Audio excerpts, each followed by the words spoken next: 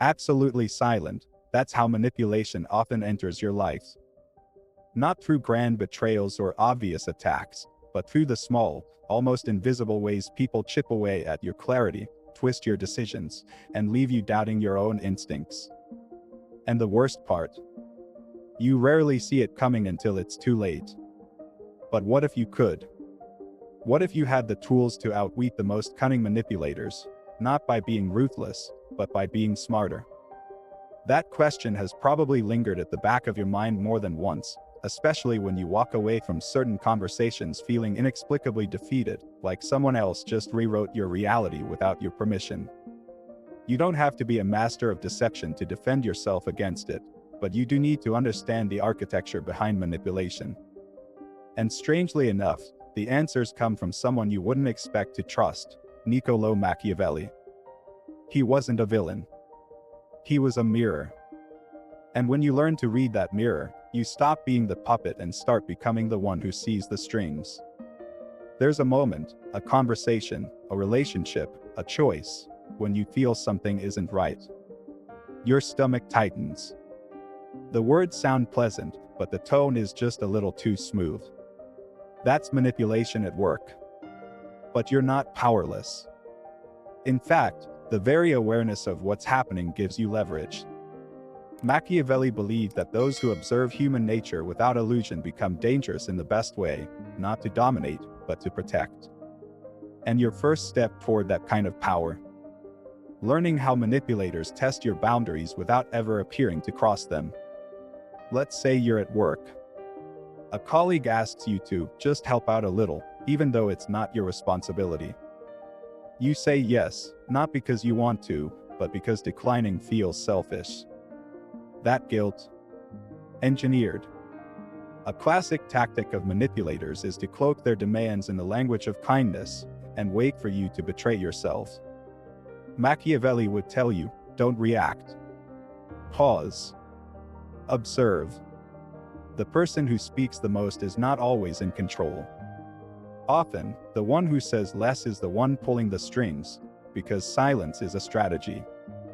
So you do what's unexpected, you set a firm, quiet boundary. No drama. No explanation. Just clarity. That's not cruelty. That's control. And the moment you do it, you feel the shift, not just in them, but in yourself. Here's what they don't tell you. Manipulators thrive not because they are brilliant, but because most people avoid conflict. You've probably felt it, that tightening in your chest when someone challenges your no. But here's Machiavelli's twist. Those who appear gentle yet think like strategists are the ones no one sees coming. You don't raise your voice. You don't retaliate. You just let silence hang, long enough for the manipulator to hear themselves. Because truth echoes louder in silence than in confrontation. And then comes the second move, the redirection.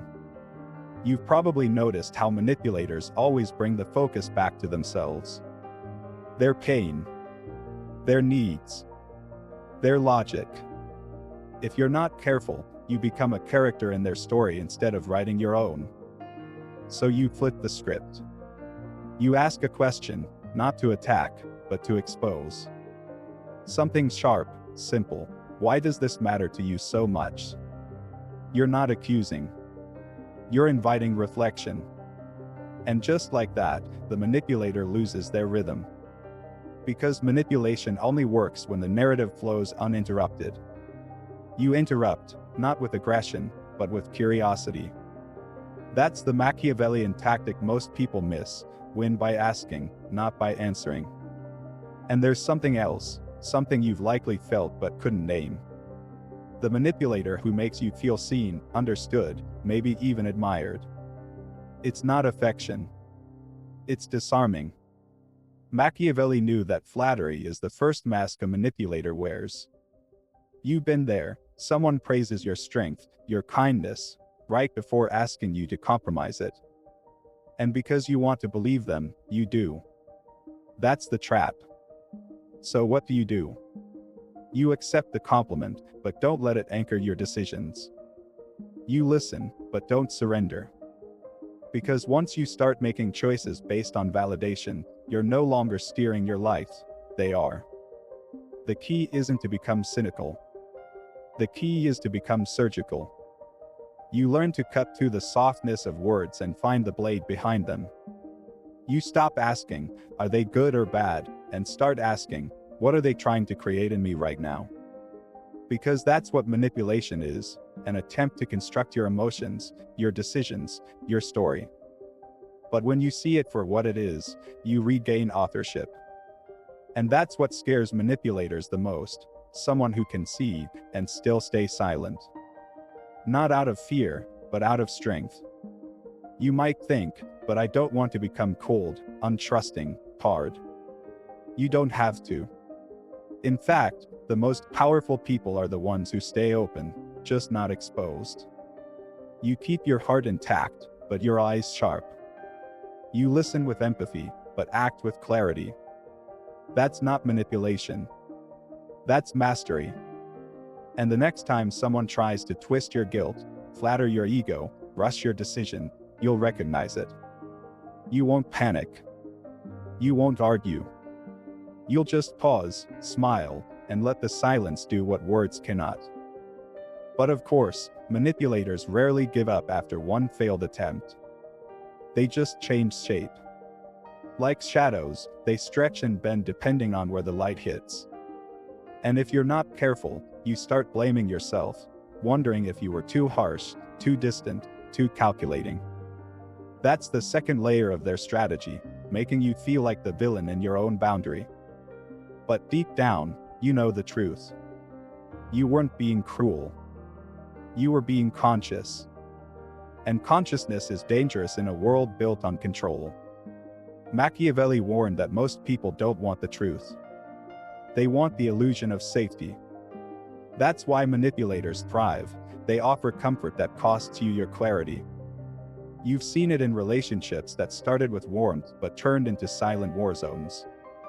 In friendships where everything was fine until you needed something too.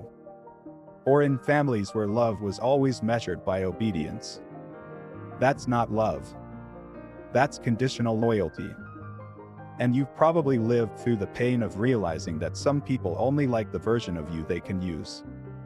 So what's your next move? You learn to detect emotional leverage, the invisible currency of manipulation. Whenever someone tries to make you choose between their approval and your truth, you pause. Because that's not a real choice. That's emotional blackmail.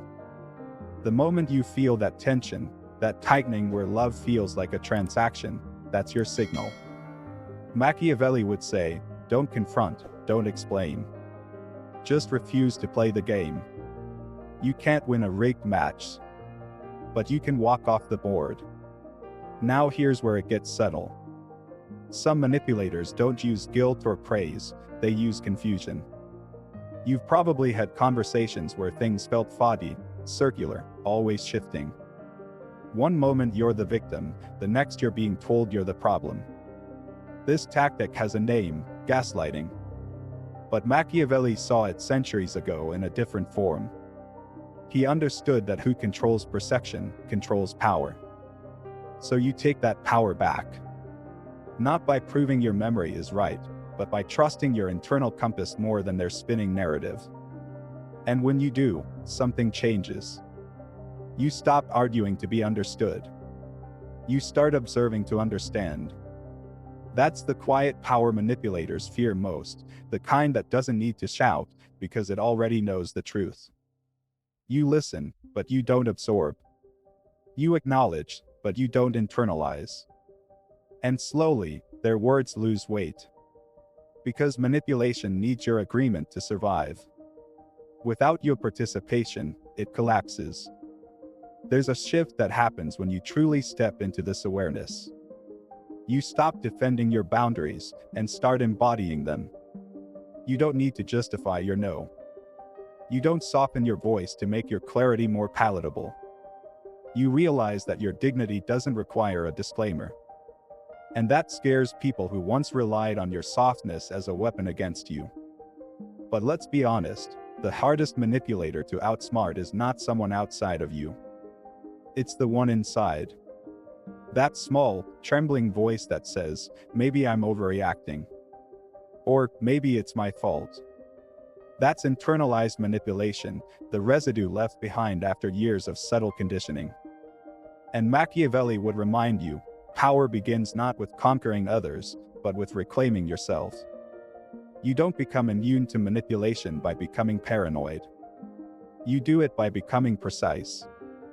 You examine your own motives, your own vulnerabilities, your own patterns. Not to punish yourself, but to protect your peace. That's where true intelligence lies, not in controlling others, but in not being controlled by them. And ironically, when you stop needing to control anyone, you become unmanipulatable. Because there's nothing they can dangle in front of you, no approval they can offer, no guilt they can inject, that will make you betray your own compass. That's Machiavellian clarity, cold to deception, warm to truth. You begin to notice how quickly people retreat when you no longer dance to their tune. The jokes that were once harmless start to reveal their barbs. The backhanded compliments grow more transparent.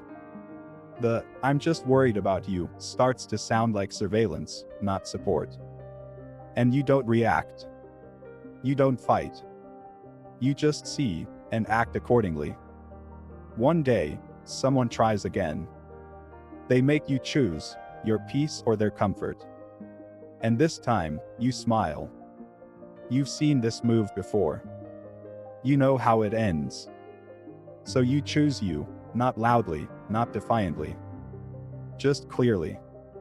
And in that quiet decision, you reclaim something sacred, your time, your energy, your mind.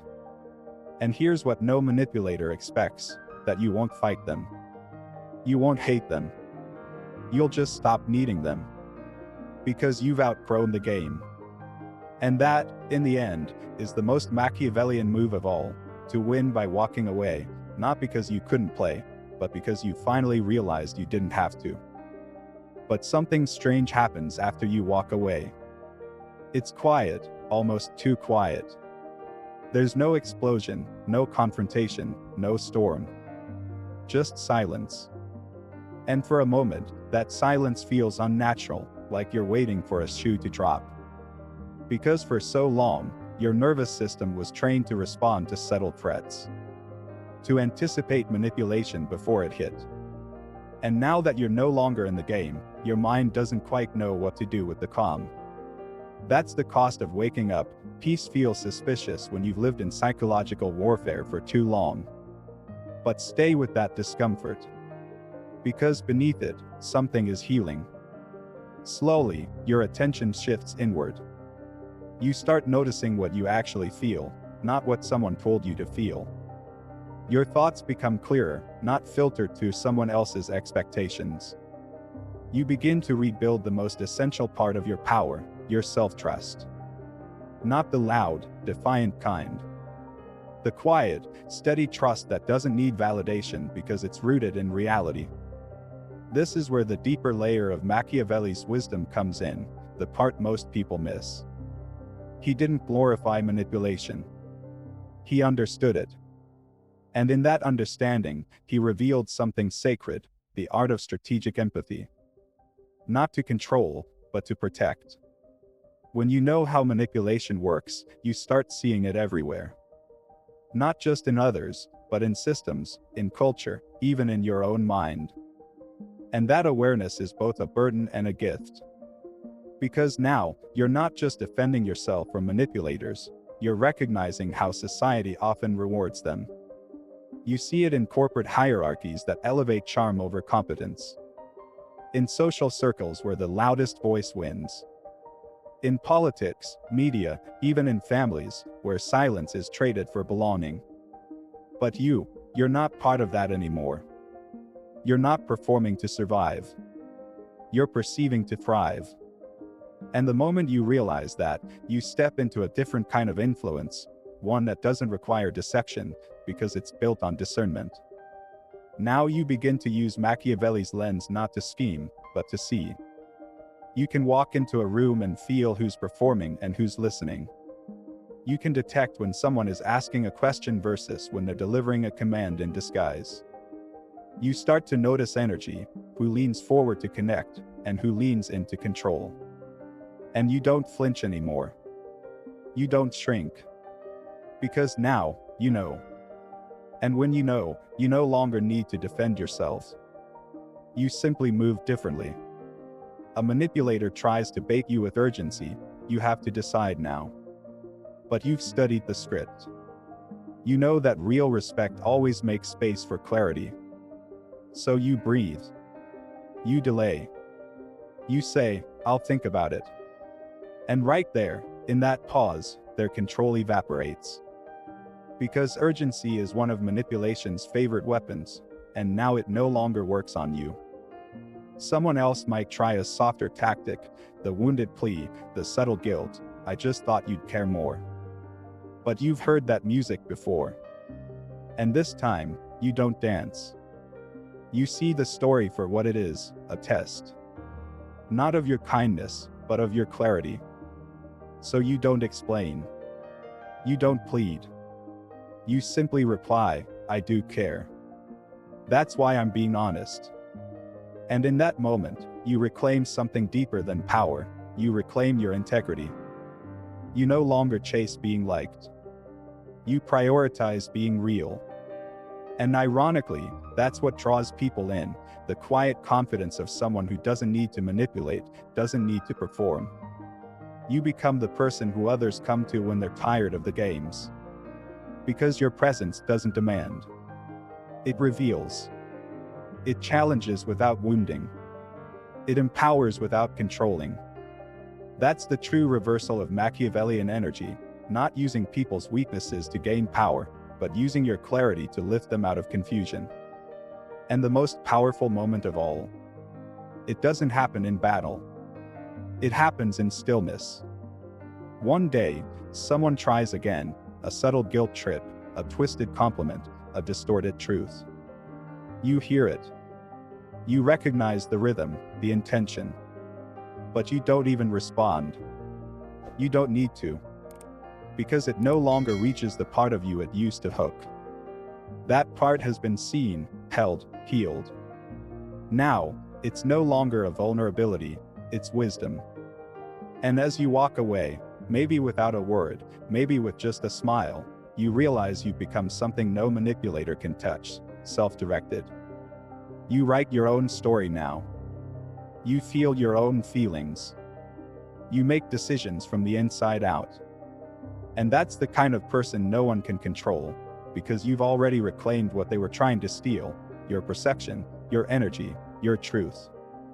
So no, you don't need to become ruthless to protect yourself from manipulators. You just need to become clear. Clear in your thinking. Clear in your boundaries. Clear in your worth. Machiavelli may have described the darkness, but you've learned to walk through it without becoming it. And that, in the end, is the greatest outsmarting of all.